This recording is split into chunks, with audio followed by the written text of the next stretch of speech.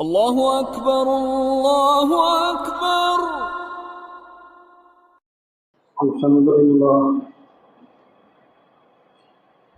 الحمد لله نحمده ونستعينه ونستغفره ونعوذ بالله من شرور أنفسنا ومن سيئات أعمالنا.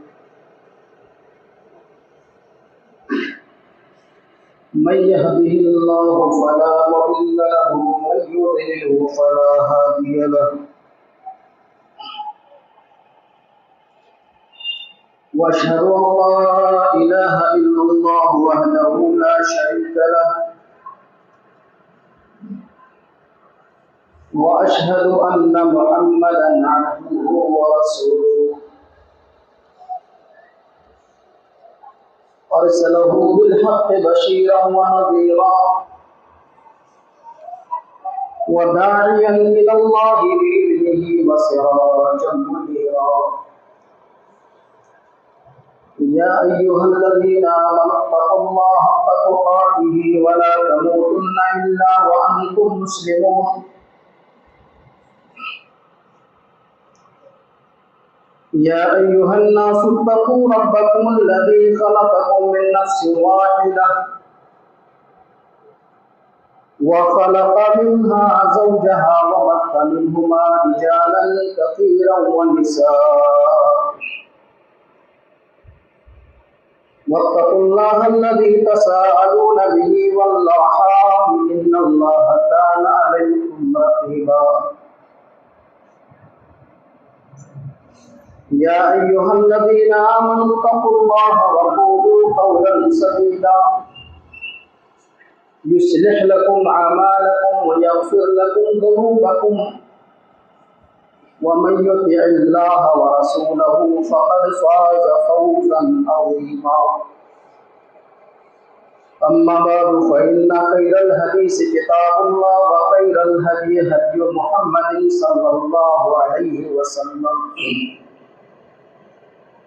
وشر الأمور محدثاتها وكل محدثة بدعة وكل بدعة ضلالة وكل ضلالة في النار. أعوذ بالله من الشيطان الرجيم. بسم الله الرحمن الرحيم. إنما كان قول المؤمنين إذا دعوا إلى الله ورسوله ليحكم بينهم أن يقولوا سمعنا وأطعنا وأولئك هم المفلحون. وقال النبي صلى الله عليه وسلم كل أمة يدخلون الجنة إلا من أبى. قالوا ومن أبى يا رسول الله؟ قال من أعطاني دخل الجنة ومن عصاني فقد أبى. رواه البخاري. رب اشرح لي صدري ويسر لي أمري واحلل عقدة من لساني يفقهوا قولي. رب زدني علما. تمام قسم کی تعریفات، بڑائی، کبریائی و حمد و ثنا اسی احکم الحاکمین کی یہ لائق و سزاوار ہے جو اکیلا تنہا اس کائنات کا پیدا کرنے والا ہے۔ اللہ کے اتنے بڑے نظام کو بنانے میں، اس کو چلانے میں اللہ کا کوئی پارٹنرشپ نہیں۔ بے شمار احسانات ہیں اللہ کے انسانوں پر، ایک دو احسان نہیں۔ یہ الگ بات ہے کہ اللہ کے احسان کو بندہ نہیں جان پاتا۔ کتنے سارے احسانات ہیں اللہ کے، اللہ اکبر، اس کو گن نہیں سکتا۔ اللہ نے فرمایا وَإِن تَعُدُّوا نِعْمَتَ اللَّهِ لَا تُحْصُوهَا، کہ اگر تم اللہ کی نعمت کو گننا چاہو نہیں گن سکتے۔ لا تعداد نعمت۔ ذرا اپنے چہرے کی بناوٹ پر غور کرو، باقی چیز جانے گا۔ دنیا میں جتنی چیزیں ہیں یہ ساری چیزیں اللہ کی نعمت ہیں، انسانوں کے فائدے کے لیے۔ ایک صرف اپنے چہرے کی بناوٹ پر غور کرو کہ کتنی بڑی بڑی نعمت اللہ نے تمہاری اس چہرے، خوبصورت سے چہرے میں رکھا ہے۔ اللہ نے فرمایا الم نجعل له عینین، ذرا انسان اپنے دونوں آنکھوں کو دیکھے، غور کرے اپنے دونوں آنکھوں پر، وَلِسَانًا وَشَفَتَيْن، اور اپنی زبان پر اور اپنے دونوں ہونٹوں پر انسان ذرا غور کرے، ذرا تصور میں جائیے، خیال میں جائیے، اگر انسان کے خوبصورت چہرے میں آنکھ کا گڑھا ہوتا، آنکھ نہ ہوتی تو انسان کیسا لگتا؟ چہرے پہ ہونٹ کی کتنی خوبصورتی ہے، اس کی بڑے بڑے شاعروں نے تو مت پوچھیے قلم توڑ دیا ہے، لیکن اللہ نے پورے قرآن میں یہ نہیں فرمایا کہ اے انسانوں میں نے یہ چیز دے کر میں نے تمہارے اوپر بہت بڑا احسان کیا۔ اللہ نے پورے قرآن میں کہی ہے، اللہ نے زمین تمہارے لیے بنائی، یہ نہیں فرمایا کہ میرے بندو میں نے تمہارے اوپر بہت بڑا احسان کیا۔ اللہ نے زمین ہمارے لیے بنائی، دکان اللہ نے میرے لیے بنایا، میرے لیے تجارت کے راستے اللہ نے ہموار فرمائے، مکان اللہ نے مجھے دیا، صحت دی، صورت دیا، سب کچھ دی، شہرت دیا۔ پورے قرآن میں اللہ نے یہ نہیں فرمایا کہ بندو میں نے یہ ساری چیزیں دے کر تمہارے اوپر بہت بڑا احسان کیا، نہیں فرمایا۔ لیکن ایک ایسا احسان جس کا قرض انسان اس زندگی جیسا کروڑ زندگی لا کر اگر ادا کرنا چاہے پھر بھی اللہ کے اس ایک احسان کا حق ادا نہیں کر سکتا ہے۔ دنیا کے سارے انعام و احسان کو اللہ نے ترازو کے ایک پلڑے میں رکھا، اور اپنا ایک احسان جو خاص طور سے اللہ نے مومنوں کے لیے فرمایا ترازو کے ایک پلڑے میں رکھا۔ جانتے ہیں وہ احسان کیا ہے؟ اللہ نے فرمایا لَقَدْ مَنَّ اللَّهُ عَلَى الْمُؤْمِنِينَ إِذْ بَعَثَ فِيهِمْ رَسُولًا، ہم نے مومنوں پر یہ بہت بڑا احسان کیا، احسان عظیم میں نے کیا۔ لَقَدْ مَنَّ اللَّهُ عَلَى الْمُؤْمِنِينَ إِذْ بَعَثَ فِيهِمْ رَسُولًا مِنْ أَنفُسِهِمْ يَتْلُو عَلَيْهِمْ آيَاتِهِ وَيُزَكِّيهِمْ وَيُعَلِّمُهُمُ الْكِتَابَ وَالْحِكْمَةَ۔ اللہ اکبر، کتنی جامع بات اللہ نے فرمائی۔ دنیا کے سارے انعام و اکرام کو ترازو کے ایک پلڑے میں رکھا، اور آمینہ کے لال جناب محمد رسول اللہ صلی اللہ علیہ وسلم کو ترازو کے ایک پلڑے میں رکھا۔ اتنے سارے نعمتوں کو دینے کے بعد اللہ نے یہ نہیں فرمایا کہ میں نے یہ سب دے کر تمہارے اوپر بہت بڑا احسان کیا۔ اس کا مطلب یہ ہوتا ہے کہ دنیا کی ساری نعمتوں سے بڑھ کر اگر مومنوں کے لیے کوئی چیز ہے تو وہ آمینہ کے لال جناب محمد رسول اللہ صلی اللہ علیہ وسلم ہے۔ لوگ صرف کہتے ہیں کہ میں ہوں، اور اس کے تعلق سے جاننے اور دلچسپی کی کوئی عادت ہی نہیں اس کے اندر۔ ہاں، اگر صحیح بات میرے سامنے آئے اعتراض میرے اوپر ہوتا ہے، اگر میں قرآن اور حدیث کے خلاف نہ جاؤں تو اعتراض میرے اوپر ہوتا ہے۔ میرے بھائیوں کان کھول کر سن لو، اگر جس آدمی کے دل میں جو آدمی اپنے آپ کو مسلمان کہتا ہے، جب تک محمد رسول اللہ صلی اللہ علیہ وسلم کی عظمت اس کے سینے کے اندر نہ ہوگی اللہ تعالیٰ اس کے ایمان کو قبول نہیں فرمائے گا۔ یہ اللہ نے فرمایا۔ اللہ نے فرمایا لَقَدْ مَنَّ اللَّهُ عَلَى الْمُؤْمِنِينَ إِذْ بَعَثَ فِيهِمْ رَسُولًا، میں نے مومنوں پر یہ بہت بڑا احسان کیا کہ میں نے انہی میں سے، انسانوں میں سے، یہاں بھی ایک عقیدے کو اللہ صاف کر رہا ہے۔ اگر میری بات سمجھ میں نہیں آتی ہو، دنیا کی ساری زبانوں میں قرآن موجود ہے، اس کی تفسیر ضرور پڑھا گی۔ اللہ کہتا ہے میں نے قرآن کو دنیا کی ساری کتابوں میں انسانوں کے سمجھنے کے لیے سب سے زیادہ آسان بنا دیا ہے۔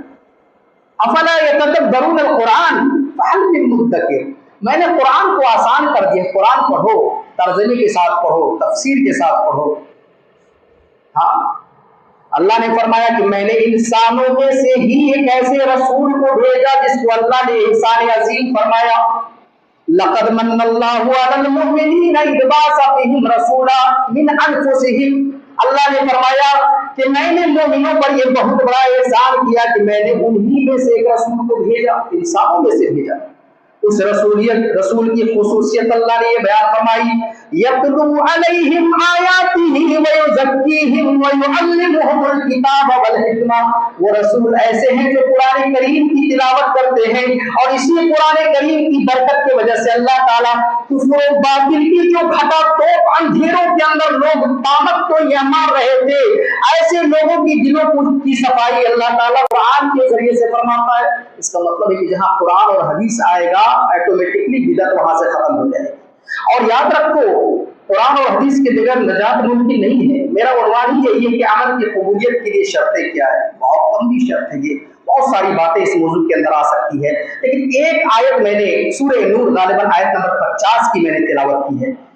सूरह नूर आयत नंबर 50 अल्लाह फरमाता है, इन्नमा काना कौलल मुमिनीन दुऊ इलल्लाहि व रसूलिही।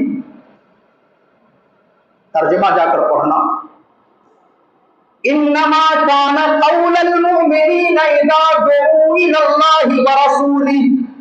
एक मिसाल अल्लाह दे रहा है कि मोमिन बंदों की भी अजीब मिसाल है। अल्लाह कहता है, अजीब मिसाल, यहूदियों की भी मिसाल अल्लाह ने कुरान बयान फरमाया। अल्लाह ने फरमाया कि जब यहूदियों के सामने कुरान की तिलावत अल्लाह के नबी सल्लल्लाहु अलैहि वसल्लम करते थे, तो यहूदी भी कुरान सुना करता था, और कुरान सुनने के बाद वो कहता था, समिअना व असैना, मैंने सुन लिया और मैंने इसकी नाफरमानी कर दी, मैं अमल नहीं करता, मैं छोड़ रहा हूं। अल्लाह ने फरमाया, उनसे कहीं ज्यादा ऊपर उठकर अल्लाह ने फरमाया कि हमारे मोमिन बंदों की मिसाल तो कहीं ज्यादा बुलंद है।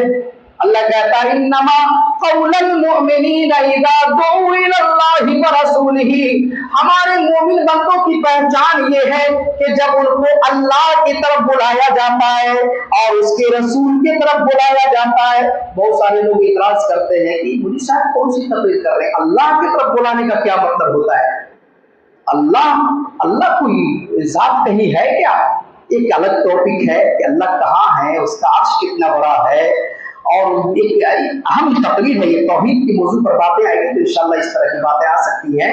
मैं यहाँ बयान करता हूँ, अल्लाह की तरफ बुलाने का क्या मतलब होता है। लोगों को एतराज है तो इसका जवाब ये होगा कि अल्लाह तबारक व तआला के बंदे अगर कुरान की तरफ बुला रहे हैं तो गोया कि वो अल्लाह की तरफ बुला रहे हैं। जो कुरान की तरफ बुला रहे हैं, दुऊ इलल्लाह, अल्लाह की तरफ बुलाना मतलब कुरान की तरफ बुलाना है ना। दुऊ इलल्लाह व रसूलिही, और उसके रसूल की तरफ बुलाने का मतलब क्या होता है? रसूल तो हमारे दरमियान मौजूद नहीं है, तो कहा कि रसूल की हदीस की तरफ बुलाना। इसका मतलब ये हुआ कि अगर कोई किसी बंदे को कुरान और हदीस की दावत देता है, कुरान और हदीस की तरफ बुलाता है, तो गोया कि वो अल्लाह और उसके रसूल की दावत दे रहा है, अल्लाह उसके रसूल ही की तरफ बुला रहा है। दुऊ इलल्लाहि व रसूलिही लियहकुम बैनहुम, और इस वजह से उसको बुला रहा है ताकि हक और बातिल के दरमियान फर्क किया जाए, सही और गलत के दरमियान फर्क किया जाए, अच्छे और बुरे के अंदर तमीज किया जाए। लियहकुम बैनहुम, एक अहम फैसले के लिए जब उसको कुरान और हदीस की दावत दी जाती है, तो मोमिन जो बंदा होता है उसका जवाब क्या होता है? अल्लाह ने फरमाया, हम नहीं कहते, कुरान कहता है। वहां यहूदी कह रहा था, समिअना व असैना, हमने सुना और नाफरमानी कर दिया। अल्लाह क्या कहता है कि मेरा मोमिन बंदा वो है कि जब उसको कुरान और हदीस की दावत दी जाती है तो जो 100% ईमान वाला 24 कैरेट के सोने की तरह होता है, वो बंदा जवाब में सिर्फ और सिर्फ इतना कहता है, समिअना व अताअना। बस एक मोमिन बंदे का यही जवाब होना चाहिए, यही फैसला होना चाहिए।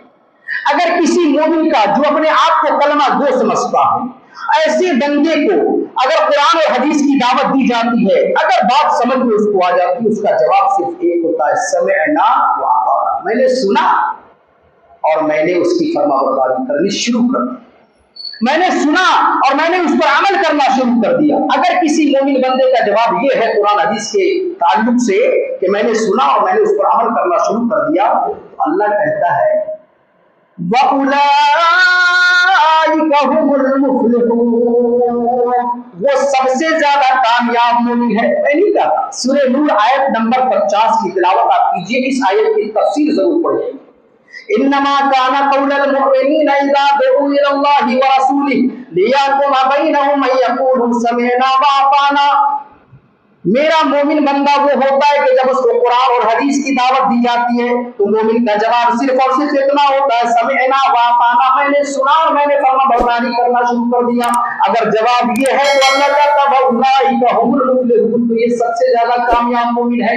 آج تو دعویٰ سب کرتے ہیں مسلمان ہونے, یہ ایسے بھی ربیع الاول کا مہینہ چل رہا ہے, لوگ کہتے ہیں کہ نبی کریم صلی اللہ علیہ وسلم کی شان میں ایسا نہیں کرتے تو ایسا ہو جاتا ہے. یاد رکھنا, قرآن اور حدیث سے بڑھ کر کوئی ایسا کام اگر انسان کرتا ہے جس کا ثبوت قرآن حدیث میں نہیں ہے اور کر رہا ہے تو بڑی گمراہ کن عمل ہے. ایسے لوگوں کی اصلاح کرنی چاہیے اور خود بھی اللہ سے توفیق مانگنی چاہیے.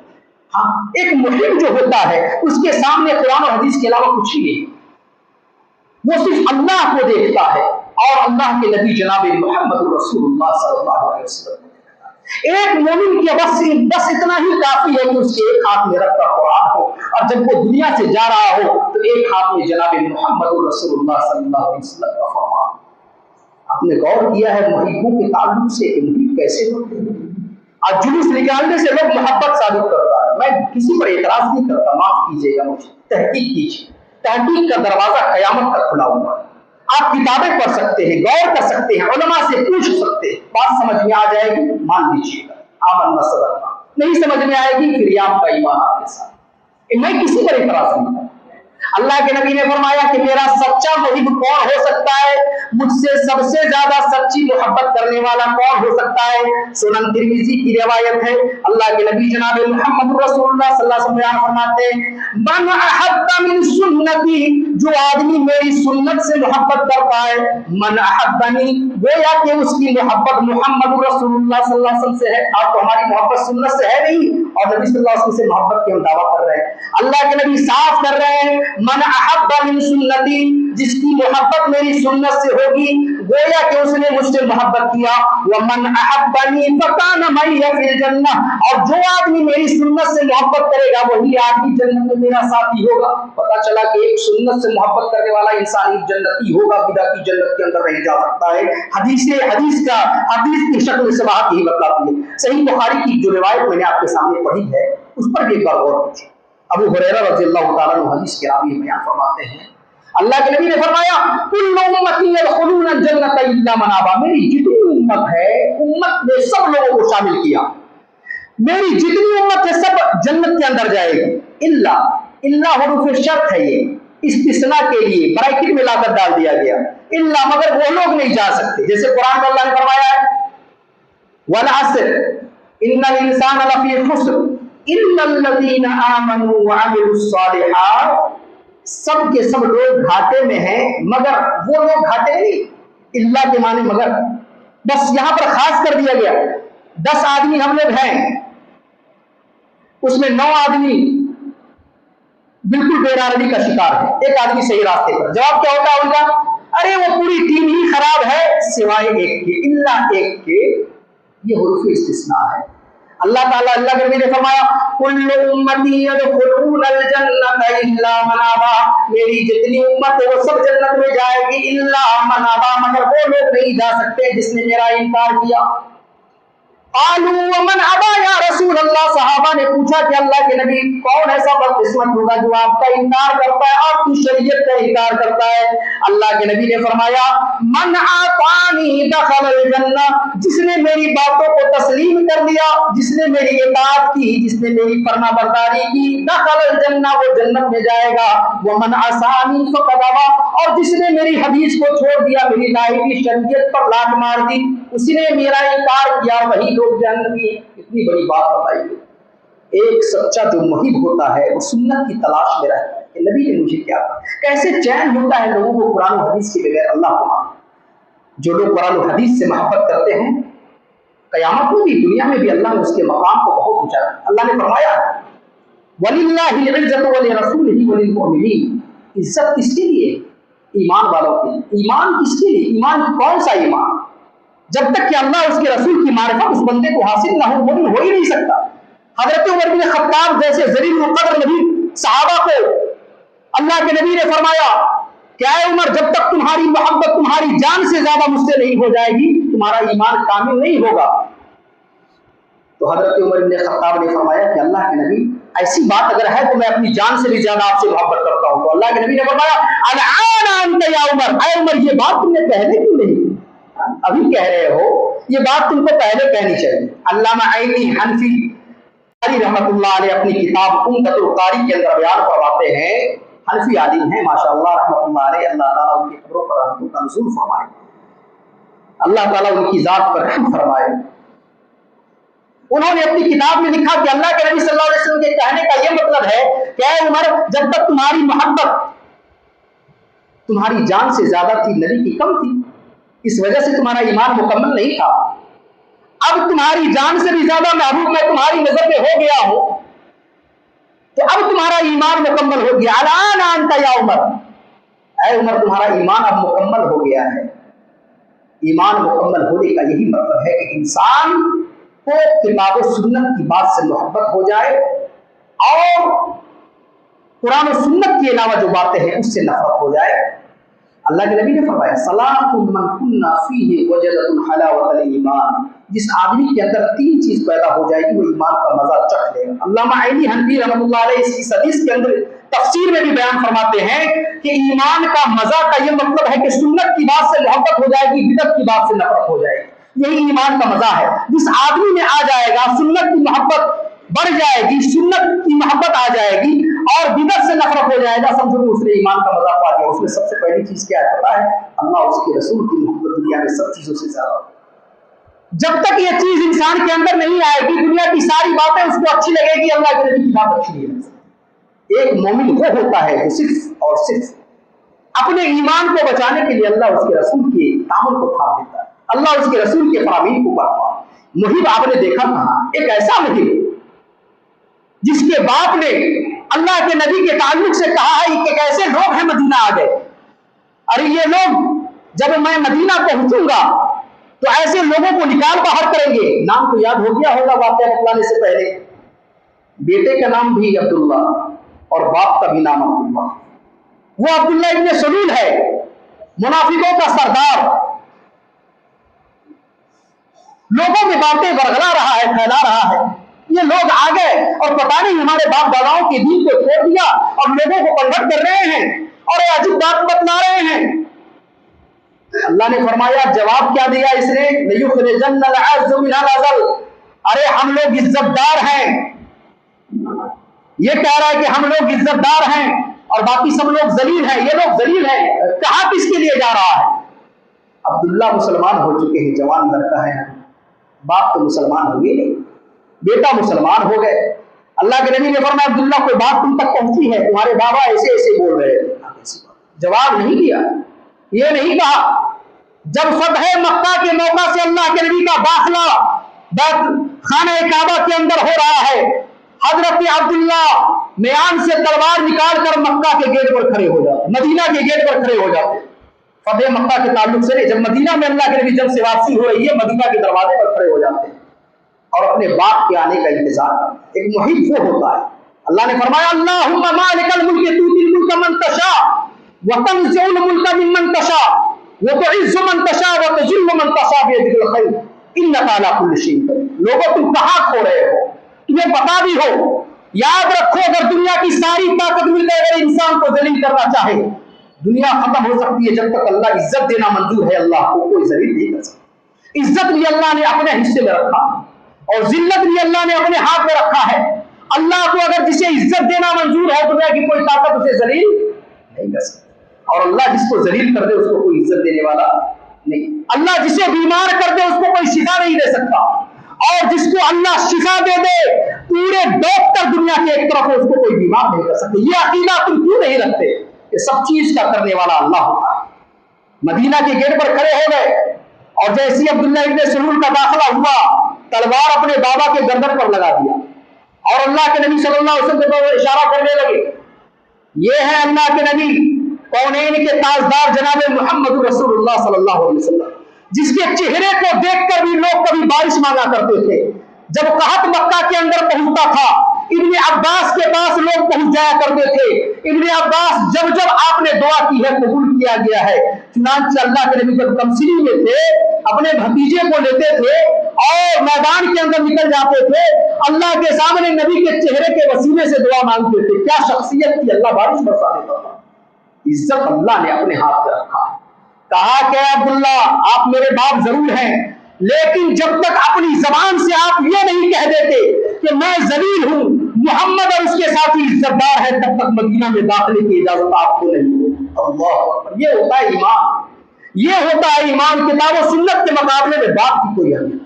अगर उसकी फरमाबरदारी इस्लाम ने जायज करा, अगर माँ बाप तुम्हारे हैं उसकी फरमाबरदारी करो, अगर वो अपने तुम्हारी दुनियादारी की बात में है तो उसकी बात को तुम मानो, उसकी जितनी खिदमतें करो, उसकी फरमाबरदारी करो।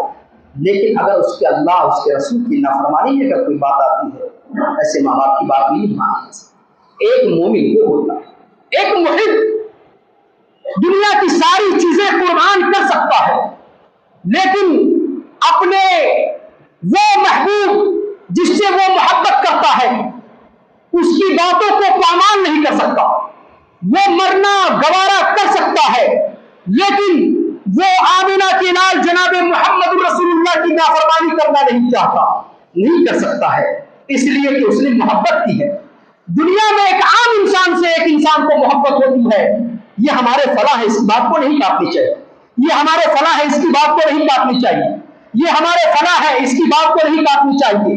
अरे जिसकी बात की नाफरमानी पर अल्लाह ने फरमाया कि अल्लाह की नाफरमानी है, जिसकी बात के काटने पर अल्लाह के नबी ने फरमाया कि जिसने मोहम्मद की नाफरमानी की गोया कि उसने अल्लाह की नाफरमानी की, और जिसने मोहम्मद की इत्तिबा की, मोहम्मद की पैरवी की, गोया कि उसने अल्लाह की इत्तिबा और पैरवी की।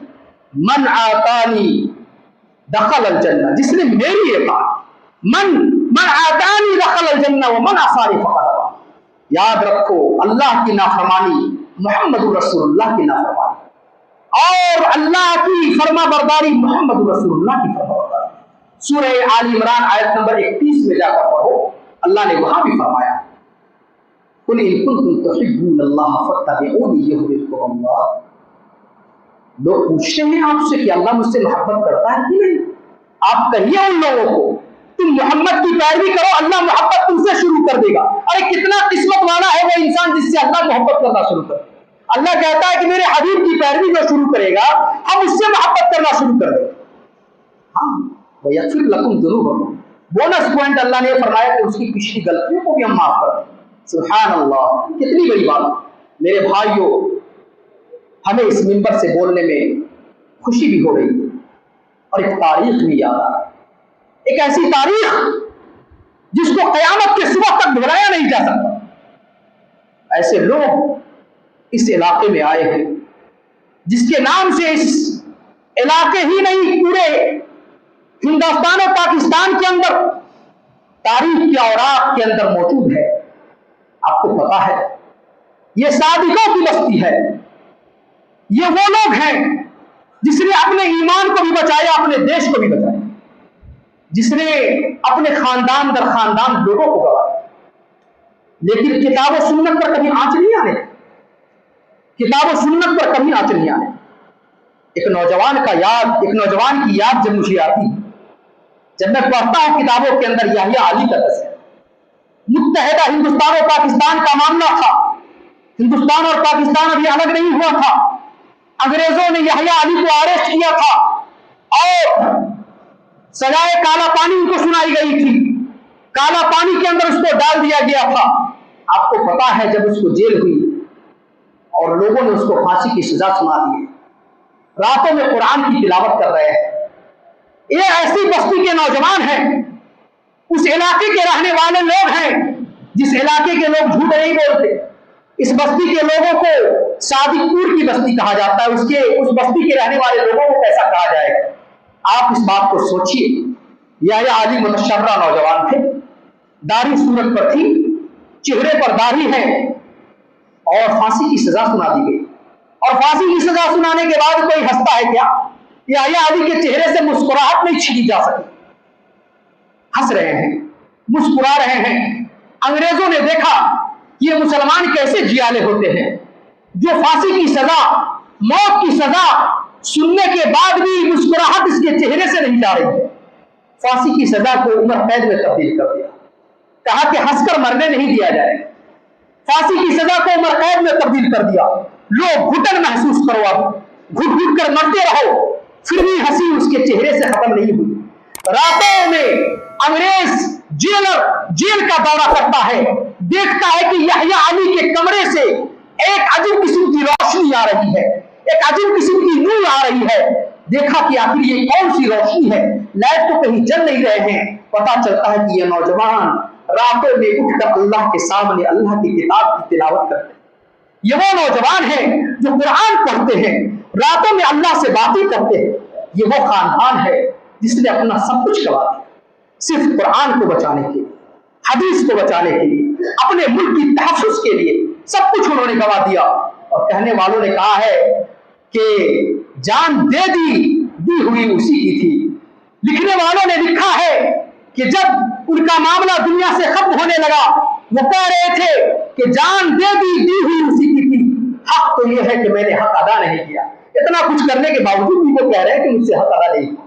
یحییٰ علی کا چہرہ متشرہ، چہرہ نور پر نور، نمازوں کی نشان، قرآن کی تلاوت کا اثر، تہجد پڑھنے کی وجہ سے چہرے پر رونق، اللہ سے بات کرنے والے یہ نوجوان، اس کے چہرے پر داڑھی کتنی خوبصورت لگ رہی ہوگی، ذرا آپ اندازہ کرنا۔ انگریزوں نے اس کو بلایا اور حجام کو حکم دیا کہ اس کی داڑھی کو صاف کر، داڑھی کاٹ دیے، داڑھی کے بال کو اٹھا کر یحییٰ علی رونے، آنکھوں میں آنسو آ گئے۔ جنرل پوچھتا ہے تم کو پھانسی کی سزا سنائی گئی، تم روئے نہیں؟ جان ختم ہونے کی بات آئی، مسکرا رہے تھے، داڑھی کٹ گئی تم رونے لگے؟ کہا کہ ہاں، میں اپنی بدقسمتی پر اور داڑھی کی خوش قسمتی پر رو رہا ہوں، داڑھی کی خوش قسمتی پر رو رہا ہوں اور اپنی بدقسمتی پر رو رہا ہوں۔ کہا کہ اس میں خوش قسمتی اور بدقسمتی کی کیا بات ہو سکتی ہے؟ کہا کہ اللہ کے راستے میں جان میں پہلے دینا چاہتا، اللہ کے راستے میں قربان میں پہلے ہونا چاہتا تھا، لیکن مجھ سے پہلے میری داڑھی چلی۔ آپ اندازہ کرو یہ کیسے لوگ تھے۔ اللہ تعالیٰ کہتا ہے انما کان قول المؤمنین اذا دعوا الی اللہ ورسولہ لیحکم بینہم ان یقولوا سمعنا واطعنا واولئک هم المفلحون۔ ہمارا مومن بندہ وہ ہوتا ہے کہ جب مومنوں کے سامنے قرآن کی باتیں بتلائی جاتی ہیں، حدیث کی باتیں بتلائی جاتی ہے، تو مومن کا جواب صرف کیا ہوتا ہے؟ سمعنا واطعنا، میں نے سنا، دائیں بائیں نہیں دیکھتے ہو۔ مومن کے سامنے جب قرآن آ جائے، حدیث آ جائے، بس یہی اس کے لیے کافی ہوتا ہے۔ ایک مومن کا جواب یہ ہونا چاہیے، میں نہیں کہتا، اللہ کہتا ہے سمعنا واطعنا۔ مومن کا جواب صرف یہ ہونا چاہیے کہ میں نے اللہ کی بات کو سن لیا، میں نے محمد رسول اللہ کی بات کو سن لیا، میں نے اس پر عمل کرنا بھی شروع کر دیا۔ اگر جواب یہ ہو جائے گا، اللہ کہتا ہے اولئک هم المفلحون، میں اس کی کامیابی کی گارنٹی دنیا میں بھی دیتا ہوں اور میں اس کی کامیابی کی گارنٹی میں آخرت میں بھی دیتا ہوں۔ ایسے لوگ کامیاب ہیں جو اللہ اس کے رسول کی اتباع کرتے ہیں۔ کیسے وحید تھے، اللہ اکبر وہ لوگ۔ آج وہ صحابہ جس نے اپنے حبیب سے محبت کی، اس کے محبت کی مثال اس زمانے میں اگر مشاور کیا جائے، اس کی محبت کے 100 درجات میں سے کسی ایک درجے سے ایک ذرہ اٹھا لیا جائے، پورے کائنات کی محبت پر تقسیم کر دیا جائے، پھر بھی صحابہ کی محبت کا معاملہ اونچا ہو جائے۔ پتا ہے جنگ احد کا معاملہ ہے، زیاد بن سکن رضی اللہ تعالیٰ عنہ بہت کمزور صحابی ہیں، اللہ کے نبی نے صحابہ کو اٹھایا ہے، ساری جماعت بیٹھی ہوئی ہے، آپ پوچھ رہے ہیں اے صحابہ ذرا مجھ کو یہ بتلاؤ کہ آج کی رات ہمارے خیمے کی حفاظت کرنے کے لیے کون تیار ہے؟ ایک کمزور صحابی حضرت زیاد بن سکن رضی اللہ تعالیٰ عنہ کھڑے ہوتے، اللہ کے نبی میں آپ کے خیمے کی حفاظت کروں گا۔ اللہ کے نبی نے فرمایا کہ زیاد تم تو بہت کمزور ہو، بیٹھ جاؤ بیٹھ جاؤ۔ اللہ کے نبی نے بیٹھا دی۔ پھر اس کے بعد اللہ کے نبی نے فرمایا کہ اے صحابہ تم میں سے کون ہے جو آج محمد رسول اللہ صلی اللہ علیہ وسلم کے خیمے کی حفاظت کرتا ہے؟ زیاد بن سکن کھڑے ہوئے، اللہ کے نبی میں خیمے کی حفاظت کروں گا۔ کہا کہ زیاد تم بہت کمزور ہو، بیٹھ جاؤ۔ اللہ کے نبی نے تیسری بار فرمایا کہ اے صحابہ آج محمد رسول اللہ صلی اللہ علیہ وسلم کے خیمے کی حفاظت پر پہرا کون دے گا؟ ज़ियाद बिन सकन फिर खड़े होते हैं और कहते हैं अल्लाह के नबी मैं करूंगा। चुनांचे अल्लाह के नबी ने ज़ियाद को बुलाया और कहा कि तुम वादा किससे कर रहे हो पता है ना? कहा कि हाँ अल्लाह के नबी। कहा कि पूरा करोगे ना? कहा कि हाँ अल्लाह के नबी। कहा कैसे पूरा करोगे? कहा कि अल्लाह के नबी जब तक मेरे जिस्म के अंदर जान है मैं आपके खीमे से नहीं हटूंगा।